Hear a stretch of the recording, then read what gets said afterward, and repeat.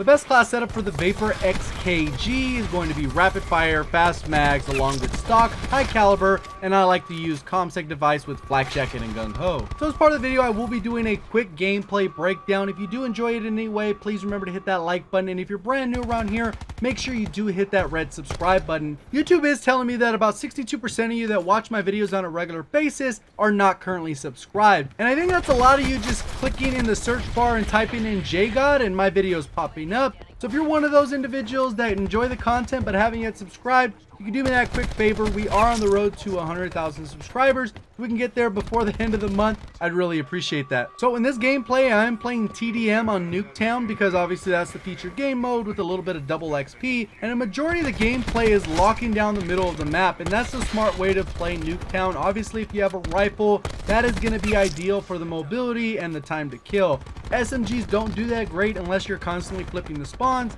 and pushing through the enemy spawn. You can see how I'm kind of just peeking right here, seeing what's going on, expecting a spawn flip as this guy comes around the right side, and then I'm able to take him out. I'm expecting someone in the window, so I go ahead and kind of just post up real quick, seeing if anything's going on. My teammates are spawning on me, and I just peek it to this right side, peek to the left, and it kind of makes you feel uncomfortable because of where your teammates are. They're not really giving you any indication where the enemies are. That's why I kind of got to post up in this area. This is a smart way to play the map. Typically, you're going to go ahead and post up the Jeep.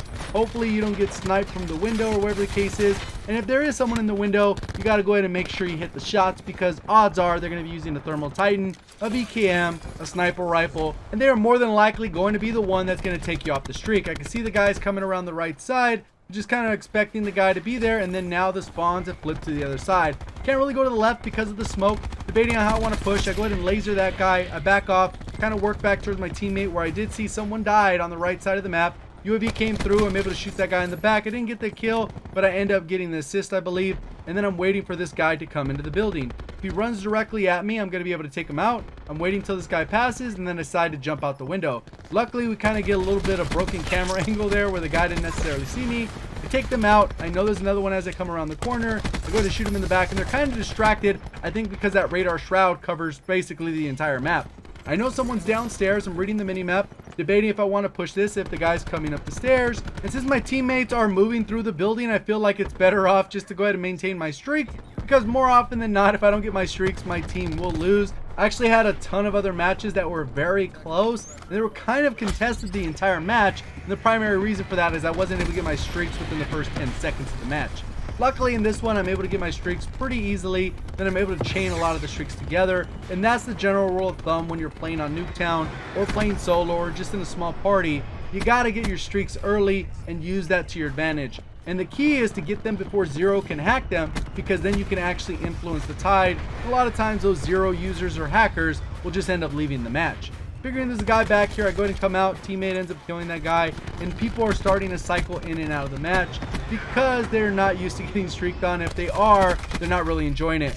Unfortunately, right here, I just missed my shots as the guy came up. It kind of slid a little bit. I didn't get the perfect bullet reg, or it wasn't lined up perfectly, and that is going to be one of my few deaths in the entire match. So I go ahead and come out. I'm thinking there's a guy right here. I go ahead and take him out, and then I'm waiting for this guy to come out, and you can see that he's engaging with my strike team. Strike team takes him out. Specialists are doing their work on my team. Snap onto that guy, and the benefit with this particular weapon is the high caliber. That is the only way it competes. If you run it without high caliber, you're going to be aiming for the chest, which is cool. You're going to have a good time to kill within the short 12-15 meter range, and then once you get above 30 meters, then you get the advantage back.